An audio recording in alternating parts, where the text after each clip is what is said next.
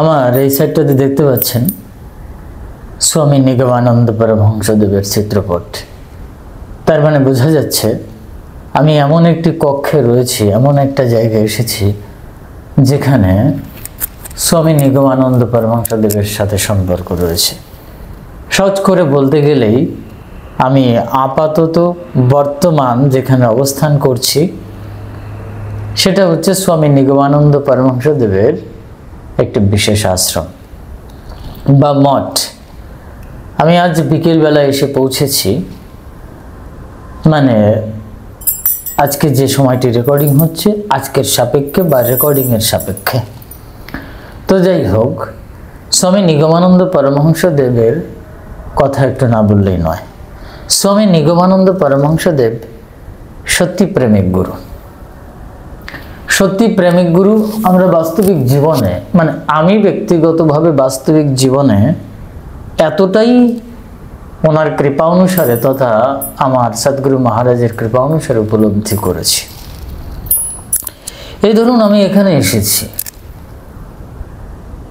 বিগত দুদিন খানিকটা শ্মশানে, রাস্তায়, মঠে, কক্ষে ইত্যাদি জায়গায় কেটেছে।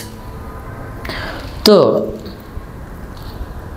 আশ্রমে ছিলাম, মঠে ছিলাম, মাঝখানে একটি মঠে গিয়েছিলাম, সেখানে একটু প্রশান্তির ছোঁয়া পেয়েছিলাম। একজন মহাত্মার সাথে সাক্ষাৎ হয়, তার সাথে আমার আলোচনার যে প্রেক্ষাপট বা যে ভিডিওটি সেটা অবশ্যই ভবিষ্যতে রিলিজ হবে।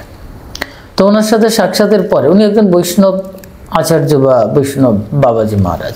তো ওনার সাথে কথা বলার পরে বা ওনাকে দর্শনের পরে উনি আমাকে এমনভাবে সম্মান প্রদর্শন করলেন, আমি না করেই পারলাম না, বা উভয়ের সঙ্গে হৃদয়ের সঙ্গে একটু অদ্ভুত মিলন হলো। তখন আমি প্রশান্তির ছোঁয়া পেলাম। মাঝখানে আবার একটু জ্বালা কাজ করেছিল, একটু যন্ত্রণা, একটু চঞ্চলতা, কারণ সবাই তো সমান হয় না। তো কীরকম যেন একটি অস্বস্তিকর একটি পরিবেশের ভেতরে ছিলাম। সেটা ছেড়ে দিয়ে যখন আজ বিকেলে, মানে রেকর্ডিংয়ের সাপেক্ষে যেটা বলছি, আজ বিকেলে যখন স্বামী নিগমানন্দ পরমহংসদেবের এই আশ্রমে এলাম, আমি পুরো ঠিকানাটা বলছি না, অনেকে হয়তো চিনবেন, ঠিক আছে? তো যাই হোক, তো আসার পরে এখানকার যিনি স্বামীজি মহারাজ আছেন, তো স্বামীজি মহারাজের সাথে কথা হলো, দর্শন হলো এবং সম্মান প্রদর্শন হলো। উনি ভীষণ প্রেমিক মানুষ, প্রেমিক মহাত্মা। এটা বোঝা যাচ্ছে যে স্বামী নিগমানন্দ পরমহংসদেবের পারম্পরিক ভাবধারায় এই মঠের আশ্রমের মহারাজ যিনি, তিনি কতটা তার প্রেম সত্তার কৃপা লাভ করেছেন, মানে নিগমানন্দ পরমহংসদেবের, ঠাকুর নিগমানন্দ পরমহংসদেবের। তো ওনাকে দেখে বোঝা যায়, ওনার ব্যবহার দেখে বোঝা যায়, ওনার চলন বলন, ওনার মুখশ্রী দেখে বোঝা যায় উনি প্রেমিক আত্মা। আমার যেন হৃদয় বিগলিত হয়ে গেল। আর কোথাও প্রেম দেখলে আমি বাচ্চাদের মতো হয়ে যাই, প্রেমে বিগলিত হয়ে যাই। তখন আর মান, সম্ভ্রম, লাজ, লজ্জা, অভিমান কিছুই কাজ করে না। প্রেম এমনই একটি জিনিস, প্রেমের স্পর্শে গেলে না এক অনন্ত সমুদ্রের মতো প্রেম তরঙ্গে তরঙ্গায়িত হতে থাকে, যা আসলে সীমাহীন, নিরাকার, অথচ জলপূর্ণ, তরলপূর্ণ। এক অদ্ভুত বিষয়, অশরীরী শরীর, তবু সেখানে শরীরের স্পর্শ আছে, আবার সেটা আবার শরীরের স্পর্শের অনেক ঊর্ধ্বের জিনিস। এই যে এক নিত্য সম্বন্ধের জায়গা প্রেমের, এই নিত্য প্রেমের প্রেমিক ছিলেন স্বামী নিগমানন্দ পরমহংসদেব। তাই ছোট্ট একটি কথা না বললেই নয় যে স্বামী নিগমানন্দ পরমহংসদেবের এখানে এই আশ্রমে বা মঠে আসার পরে আমার ভেতরে কিন্তু এক প্রশান্তির বন্যা এসে গেল, এক রসধারায় প্রবাহিত হতে লাগলো বা প্রবাহিত হচ্ছে আমার হৃদয়। আমি অবশ্য স্বামী নিগমানন্দ পরমহংসদেবের একটি গুপ্ত কথা অবশ্যই বলবো, কম বেশি সবাই জানেন, তবে সেগুলো প্রকাশে আনাটা উচিত না। আমি যতটুকু মার্জিতভাবে বলা সম্ভব ততটাই বলবো, কারণ অনেকেই আছেন যারা আমার কথন বচন শ্রবণ করেন যারা নিগমানন্দ পরমহংসদেবের আশ্রিত বা এই পরম্পরায় আশ্রিত। তারা অত্যন্ত আমার মুখের বচন কথন মানে একেবারে অশ্রাব্য বচন শুনবার পরেও তারা খুশি হন, মানে বিশেষ করে স্বামী নিগমানন্দ পরমহংসদেবের সম্পর্কে কথন বচন শুনবার পরে। যাই হোক, দেখুন আমি এতটা প্রশান্তির ভেতরে আছি, খানিকটা ঠান্ডা পড়েছে বোঝাই যাচ্ছে, অনেকে শীতের কাপড় ব্যবহার করা শুরু করেছেন।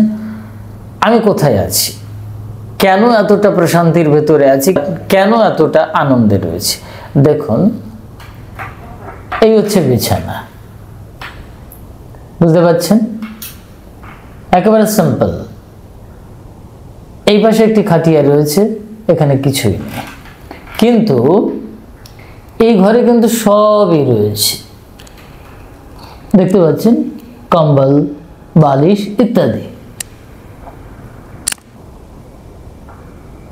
এখানকার যিনি মহান্ত মহারাজ রয়েছেন, একটু আগেই আমাকে বলছিল, মানে যখন প্রসাদ পাচ্ছিলাম, প্রসাদ পাওয়ার পরপরই যখন আমি আসছি তখন মহারাজ আমার পেছনে গিয়ে বললেন, মহারাজ ব্ল্যাঙ্কেট কম্বল ইত্যাদি আপনার লাগবে, কোনটা দেব? আমি বললাম না মহারাজ এগুলো আমার লাগে না। তো বলছে না না নতুন কম্বলও দেব। মানে উনি ভাবছেন আমি কোনো ব্যবহৃত জিনিস ব্যবহার করি না, এটা ঠিক করি না। কারোর ব্যবহার্য জিনিস, থালা বাসন, ব্ল্যাঙ্কেট ইত্যাদি ইত্যাদি, ব্ল্যাঙ্কেট তো আমি ব্যবহার করি না। তো বলছে তাহলে নতুন কম্বল দেই, একেবারে নতুন। আমি বললাম না মহারাজ আমি তো কম্বলই ইউজ করি না, এই সাধারণ কাপড়া গায়ে দিয়েই থাকবো। তখন উনি বললেন যারা উত্তরাখণ্ড বা উত্তর কাশীতে থাকে তাদের এই ঠান্ডাটা এমন কিছুই না। বললাম ঠিক, কারণ আমরা গুরু মহারাজের কৃপা অনুসারে কেদারনাথ, অমরনাথ এখানে তপস্যার সুযোগ পেয়েছি, তো সেখানে একেবারেই এরকম হালকা পোশাকেই থাকতে পেরেছিলাম যে সময় সাধন তপস্যার ভিতরে ছিলাম। তো যাই হোক, ক্রমানুসারে এখন বয়স হচ্ছে, এখন তো বলতে পারবো না কতটুকু স্ট্যাবিলিটি আছে, তবে এখনো সহনশীলতা আছে বলে মনে হয় গুরু মহারাজের কৃপা অনুসারে। যাই হোক, ইহা মহাত্মাদের কৃপা, গুরু মহারাজের কৃপা, সদ্গুরু কৃপা। স্বামী নিগমানন্দ পরমহংসদেব বলছেন যোগ তপস্যা ইত্যাদি এগুলো তোমার উপলক্ষ মাত্র, আসল জিনিসটা হচ্ছে গুরু কৃপা, সদ্গুরু কৃপা। এই যে সদ্গুরু কৃপার যে মাহাত্ম্য তা সম্পূর্ণ রূপে স্বামী নিগমানন্দ পরমহংসদেবের পরিভাষায় বর্ণিত হয়েছে। উনি একাধারে জ্ঞানী গুরু, যোগী গুরু, তান্ত্রিক গুরু, কিন্তু সর্বোচ্চ ডিগ্রির যে জিনিসটি তিনি হচ্ছেন প্রেমিক গুরু, অর্থাৎ স্বামী নিগমানন্দ পরমহংসদেব হচ্ছেন প্রেমিক গুরু। তো ওনারই পরম্পরা এখানকার মহান্ত মহারাজের ভেতরে এই প্রেম সত্তাটা প্রস্ফুটিত হচ্ছে। নামটা বলতে পারলে খুব ভালো হতো, আমার নামটা জেনে নেওয়া হয়নি, নামটাই ছেড়ে দিন, আসলে গুণটা নিয়েই হচ্ছে বিচার্য বিষয়। তো মহাত্মার পরিচয় আত্মাতেই, ঠিক আছে। তো যাই হোক, এখানে সব ব্যবস্থা রয়েছে, কিন্তু আমি ইচ্ছা করে নেইনি, অথচ আমি প্রশান্তির ভেতরে আছি। ছোট্ট একটি রুম, এই রুমটা আমার এত ভালো লাগে, মনে হয় যেন এই রুমটা তপস্যার একটি কক্ষ, তপস্যার একটি ভূমি। এখানে প্রবেশ করলেই যেন পরমানন্দ লাভ করি। আমি এখান থেকে বহু বছর আগে এই আশ্রমে একবার এসেছিলাম। মহন্ত মহারাজ বললেন আমি আপনাকে দেখেই চিনতে পেরেছি। এই যে প্রেমের দৃষ্টি, ওনার হাসিটা এতটা অম্লান নির্মল, ভাবা যাবে না। তো এই প্রেমিক মহাত্মাদের সাথে সঙ্গ করলে বড় আনন্দ হয়। তাই প্রেমিক গুরু স্বামী নিগমানন্দ পরমহংসদেবের পরম্পরায় আশ্রিত এই মহন্ত মহারাজ, তার কৃপাবারী, তার প্রেমধারা তার জীবনে প্রবাহিত হচ্ছে, মানে এই সমস্ত স্বামীজি মহারাজদের জীবনে। আমি পূর্বেই অনেকবারই বলেছি। যাই হোক, স্বামী নিগমানন্দ পরমহংসদেব তখন প্রেমিক গুরু হয়ে ওঠেননি, তখন উনি তান্ত্রিক গুরু হয়েছেন, যোগী গুরু হয়েছেন, জ্ঞানী গুরু হয়েছেন ক্রমানুসারে, কিন্তু প্রেমিক গুরু হয়ে ওঠেন। প্রেমিক গুরু হয়ে ওঠার পূর্বেই ওনার যে দীক্ষা গুরু মহারাজ তথা সন্ন্যাস গুরু মহারাজ, অনেকেই জানেন, সচ্চিদানন্দ সরস্বতী তথা সচ্চিদানন্দ পরমহংস মহারাজ, উনি গৌরী মায়ের কাছে নিয়ে গেছিলেন। এটুকু আমার জানা আছে, হয়তো ভুল হতে পারে, ক্ষমা দৃষ্টিতে দেখবেন। তো স্বামী নিগমানন্দজিকে নিয়ে যায়, তো গৌরীমা দেখার পরে বলেছিলেন একে এখন কেন নিয়ে এসেছে, এর এখনো এখানে আসার সময় হয়নি। স্বামী নিগমানন্দ পরমহংসদেব তখন কিন্তু অনেক উচ্ছ্বাসনে প্রতিষ্ঠিত সাধনার। ভাবুন একবার, প্রেমিক গুরু হতে গেলে কি প্রয়োজন হয় এবং প্রেমিক সত্তা লাভ করতে গেলে কি করতে হয়। মানে প্রেম কি জিনিস? স্বামী নিগমানন্দ পরমহংসদেব তথা গৌরী মায়ের এই প্রেম সত্তার বর্ণনার সামান্য এটুকু সময়ের ভেতরে আমার হৃদয়ের ভেতরে এগুলো বলা উচিত না। মানে চোখে জল যেমন ভিজে যায় জল এলে, আমার হৃদয়ের ভেতরে এক অনন্ত ভাব সমুদ্রের তরঙ্গের খেলা চলছে। এই যে কি শোধা, তা মুখের ভাষায় ব্যক্ত করা সম্ভব নয়। এই যে স্বামী নিগমানন্দ পরমহংসদেব প্রেমিক গুরু, ওনার কথা বলতে বলতে, প্রেমিক গুরুর কথাটা বলতে বলতে ওনারই যে প্রেমাত্মিক সত্তাটা তার হৃদয়ের ভিতরে ভিজিয়ে দিয়ে যাচ্ছে, বিগলিত করে দিয়ে যাচ্ছে। আসলে ইহার পর আর কিছু বলা সম্ভব নয়, তবু কষ্ট করে বলতে হবে। জানেন কিনা, আমার এতটা আবার চোখে ঘন ঘন জল আসে না, যখন আসে তখন তার ইচ্ছাতেই আসে, আমি জোর করে জল আনতে পারি না। তো কিছু কিছু ক্ষেত্র আছে, সবসময় চোখের জল দিয়ে ভিজিয়ে দিলে প্রেমের প্রকাশ হয় এরকম নয়। আমার গুরু মহারাজ বলতেন, দেখো ভক্তিকে বেশি বের করে দিও না, অর্থাৎ চোখের জলে বেশি বের করে দিলে তা অ্যাবজর্ব হতে পারে না, তা থিন হয়ে যায়। এই জন্যে আরও নিগুড়ো গাঢ় করতে চাইলে, ওই রসকে যেমন জাল দিয়ে গাঢ় করা হয়, গুড়ে পরিণত করা হয়, ঠিক সেই প্রক্রিয়া ভক্তির যে সাগর মন্থন করে, সমুদ্র মন্থন করে অমৃত ওঠে, ইহা বড় নিগুড় রহস্য, সে প্রেম। তো স্বামী নিগমানন্দ পরমহংসদেব প্রেমিক গুরু আমার। আচ্ছা, মদগুরু শ্রী জগৎগুরু মদাত্মা সর্বভূতাত্মা, সুতরাং প্রেমিক গুরু আমার। তো ওখান থেকে প্রত্যাবর্তিত হলেন, কোথার থেকে? গৌরী মায়ের ওখান থেকে। না, স্বামী নিগমানন্দ পরমহংসদেব এবার প্রেমিক গুরু হয়ে উঠবেন। তারও কিছুকাল পরে বা অনেক সময়ের পরে যখন উনি প্রেমিক সত্তাটা লাভ করলেন, পরবর্তীতে গৌরী মায়ের কাছে যখন গেলেন, তখন একটি নিগুড় গুপ্ত ক্রিয়া ওখানে ঘটেছিল। অর্থাৎ গৌরী মা এবং নিগমানন্দ পরমহংসদেবের ভিতরে একটি গভীর, মানে ব্রজাত্মিক রসের যে আলিঙ্গনাত্মক যে ক্রিয়াটি, সেটা ঘটেছিল। আমি একটু শুদ্ধ ভাষাটা বললাম, বাকিটা বুঝে নিতে হবে। এবং গৌরী মা তখন বলছেন, হ্যাঁ, আমি শতাধিক বছর তোমার জন্য অপেক্ষা করেছি নিগমানন্দ, এবার তোমার সময় হয়েছে, তুমি যাও। গৌড়াঞ্চলে চৈতন্য মহাপ্রভুর যে প্রেমের ধারা, সেই ধারাকে তুমি আবার তরঙ্গায়িত করো, আবার প্লাবনে প্লাবিত করো। সেই ভাবধারা, সেই দর্শন সঙ্গে শঙ্করাচার্যার যে জ্ঞানমার্গের পথ, বিশুদ্ধ জ্ঞানমার্গের পথ, তার স্পর্শে তুমি সম্প্রচার করো। বিশুদ্ধ প্রেম লাভ করতে গেলে বিশুদ্ধ জ্ঞানেরও প্রয়োজন হয়।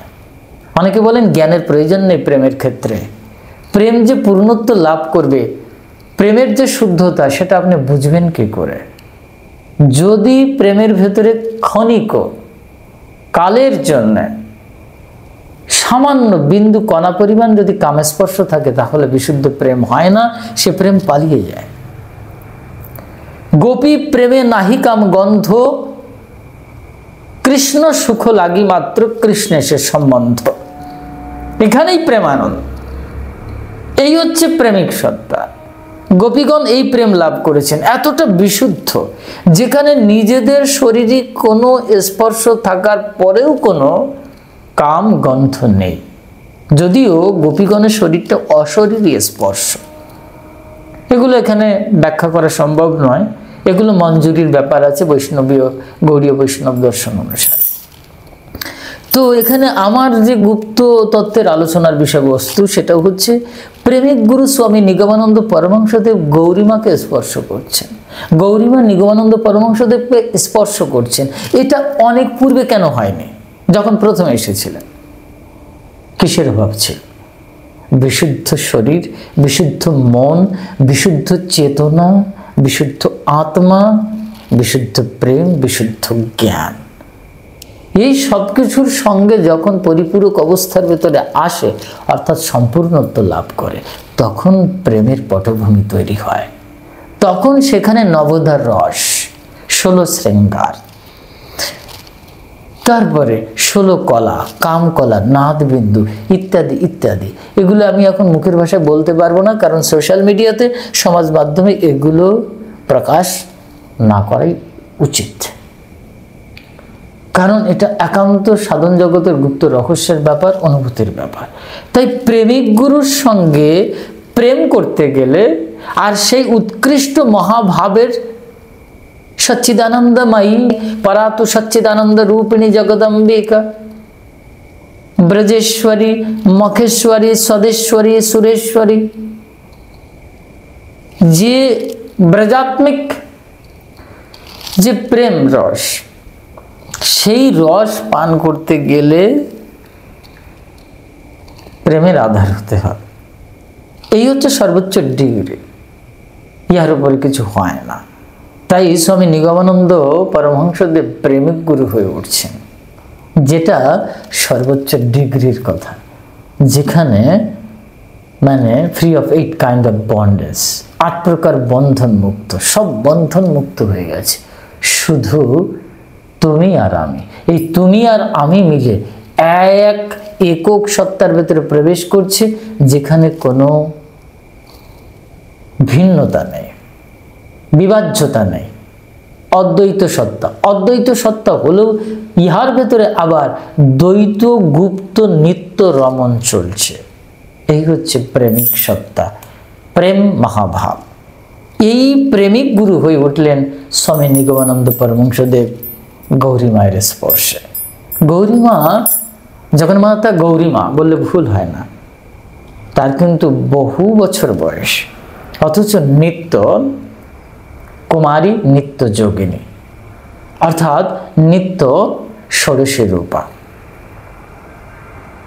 এত বড় মহাযোগিনী তিনি ছিলেন, প্রেমে পরিপূর্ণ, যাকে দর্শন মাত্রই কিন্তু প্রেম লাভ করা সম্ভব। কিন্তু সেই সৌভাগ্য প্রত্যেকের জীবনে অবশ্য হয়ে ওঠে না। যাই হোক, স্বামী নিগমানন্দ পরমহংসদেব এই প্রেমিক গুরু হয়ে উঠলেন। ইহার ভেতরে যে আরও নিগূঢ় রহস্যের কথা, সেগুলো এখানে আলোচ্য বিষয় নয়। তো আমি আসলে ঠাকুর শ্রী শ্রী স্বামী নিগমানন্দ পরমহংসদেবের এই মঠ বা আশ্রমে আসার কারণে অনেকক্ষণ ধরে ভাবছিলাম যে এখানে এসেছি, ঠাকুর সম্পর্কে বা নিগমানন্দ পরমহংসদেব সম্পর্কে আমি কি বলবো। স্বামী নিগমানন্দ পরমহংসদেব যতটুকু যা বলালেন সেটা বললাম। সহজ কথা হচ্ছে, এই যে ছোট্ট ঘরটিতে রয়েছি, আমি বিকেলে এসেছি, মহন্ত মহারাজ আমার সাথে সদ্ব্যবহার করলেন না, অসৎ ব্যবহার করলে কি তাহলে প্রেম ছিল না? এরকম কিছু বিতর্ক থাকবে। কিন্তু আজকের দিনটাই যে প্রথম এটা নয়, আমি পূর্বের থেকেই অনেক মঠে স্বামী নিগমানন্দ পরমহংসদেবের ভিন্ন ভিন্ন মঠে আশ্রমে যাওয়ার পরেও আমি সেখানে দেখেছি এই প্রেমাত্মিক সত্তাটির যে খেলা, যে লীলা, যে ক্রিয়াটি, সেটা অন্যের সঙ্গে কি ঘটছে আমি জানি না, তবে আমার সঙ্গে একটি অন্যরকম প্রেমাত্মিক সত্তার খেলা চলে, এটা আমি উপলব্ধি করেছি।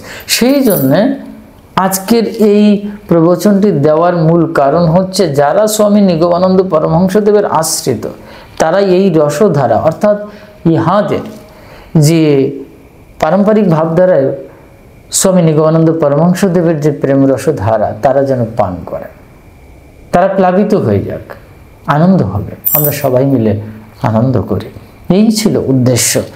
আর সব থেকে বড় কথা হচ্ছে, ভগবানকে স্তুতি করে তো শেষ হয় না। স্তুতি অর্থাৎ হচ্ছে এখানে প্রশংসাসূচক বাক্য। ভগবানের কি অভাব আছে, কিন্তু ভক্ত ভগবানকে প্রশংসা করেন। প্রভু তোমার 2 হাত, 4টে হাত, 5টা চোখ, 3টে অমুক তমুক ইত্যাদি ইত্যাদি এই সমস্ত বলে কি করেন, ভগবানকে তোষামোদি করেন। এটা স্তুতি অর্থাৎ প্রশংসা। শুদ্ধ ভাষায় হচ্ছে ভগবত ভক্তি রসে ভিজিয়ে গিয়ে সেই তরঙ্গে ভগবানের চরণে আবার ভিজিয়ে দেওয়া, ধুয়ে দেওয়া। সহজ কথা তোষামদি করা। তো ভগবান সবই বলছেন, কোনটা প্রশংসা, কোনটা তোষামদি, কোনটা চাটুকারিতা। তাই প্রেমিক ভগবানের সঙ্গে, প্রেমিক গুরুর সঙ্গে ছল চলে না। সেখানে নির্মল হৃদয় হতে হবে, সরল হৃদয় হতে হবে। দুটো শব্দ বলে কিছু থাকবে না, একটাই থাকবে। দুটো চোখ যখন এক চোখে পরিণত হয়ে যায় তখন জ্ঞানের প্রকাশ ঘটে। আর বিশুদ্ধ জ্ঞানের মাঝখানে দীর্ঘ প্রয়াসের ফলে সেখানে চিদানন্দ হতে হতে, মানে চিৎসত্তার প্রকাশের সঙ্গে সঙ্গে ঘনীভূত হতে হতে বিশুদ্ধ অবস্থায় মহাভাব তরঙ্গের খেলা শুরু হয়, যার নাম একটি পর্যায়ে প্রেম। তখন প্রেমিক গুরুর চরণে স্পর্শ করে তাতে রমণ হয়। এই রমণ রহস্য আমি এখানে বলবো না, এখানে বলা সম্ভব নয়। যারা এই স্তরে আসবেন ধীরে ধীরে ক্রমানুসারে শিষ্য, গুরু শিষ্য পারম্পরিক ভাবধারায় তথা ভক্ত ভগবানের সম্বন্ধ নিয়ে নিরলস এবং সরল হৃদয় নিয়ে এবং কঠোর পরিশ্রমের সঙ্গে, কঠোর ডেডিকেশনের সঙ্গে, সমর্পণের সঙ্গে, তখন বোঝা যাবে যে এই রমণটা কোন প্রক্রিয়ায় হতে পারে। গুরুর সঙ্গে শিষ্যের রমণ কোথায় হয়, প্রেমিক গুরুর সঙ্গে প্রেমিক শিষ্যের বা শিষ্যের কোথায় রমণ হয়, এগুলো অত্যন্ত নিগূঢ় রহস্য। এই সত্তাটির খেলা চলেছিল গৌরী মায়ের সঙ্গে প্রেমিক গুরু স্বামী নিগমানন্দ পরমহংসদেবের। তারই সেই অনন্ত প্রেম সমুদ্রের দুই একটি তরঙ্গ বয়ে চলেছে আজও আমাদের জীবনে, সাধকের হৃদয়ে এবং এই ছোট ছোট আশ্রম মঠ মন্দিরের কক্ষে স্বামীজি মহারাজদের বা সাধু ব্রহ্মচারী সন্ন্যাসীদের হৃদয়। তারই স্পর্শ কিন্তু আমি এখানে আসার পরে পেলাম। বাকিটা স্বামী নিগমানন্দ পরমহংসদেব আমার এই কাছাকাছি দেখতে পাচ্ছেন চিত্রপট রূপে। কোনো মহাপুরুষের ছবি কিন্তু শুধু ছবি হয় না। রবি ঠাকুরের ভাষায় তাই তুমি কি শুধুই ছবি না, তুমি শুধুই ছবি নও। মহাপুরুষদের ছবি শুধু ছবি হয় না। ঠিক আছে, যাই হোক, স্বামী নিগমানন্দ পরমহংসদেবের শ্রীচরণে অনন্ত কোটি প্রণাম, তথা আমার সদ্গুরু মহারাজের, আমার প্রেমিক সদ্গুরু মহারাজের শ্রীচরণে অনন্ত কোটি প্রণাম। কারণ আমি যে প্রেম সত্তাটার খেলায়, যে লীলায় লীলায়িত হই, তরঙ্গায়িত হই, বা লীলায়িত হচ্ছে যে প্রেম ধারাটা, তরঙ্গায়িত হচ্ছে যে প্রেম ধারাটা, সেটা কিন্তু একান্ত মহাত্মাদের কৃপা তো রয়েছে, আর সম্পূর্ণরূপে আমার যিনি সদ্গুরু মহারাজ, আমার যিনি গুরু মহারাজ, যিনি আমার দীক্ষা দিয়েছেন, যার শাসনে আমি শাসিত হয়ে শিষ্য হয়ে উঠেছিলাম, যার সেবা করতে করতে, মানে তিনি কৃপা করে সেবা করার সুযোগ দিয়েছিলেন, সেই সেবা করতে করতে আমি তার দাস বা চাকর হয়ে উঠেছিলাম। এই সুযোগটা আমি পেয়েছিলাম তার কৃপাগুণে। সেই গুরু সদ্গুরু মহারাজের কৃপা অনুসারে, তারই বর, তারই আশীর্বাদ অনুসারে কিন্তু এই প্রেম আমি লাভ করেছিলাম। এবার কি প্রেম লাভ করেছিলাম এই সংজ্ঞাটা বলা সম্ভব নয়। শুধু অনুভূতিতে আসে এক অনির্বচনীয় সুধা, যা সমুদ্র মন্থনে যে অমৃত উঠেছিল তাকে বোধ হয় হার মানিয়ে দেয়। তা একান্ত প্রেমিক গুরুর কাছ থেকেই প্রাপ্ত হওয়া সম্ভব।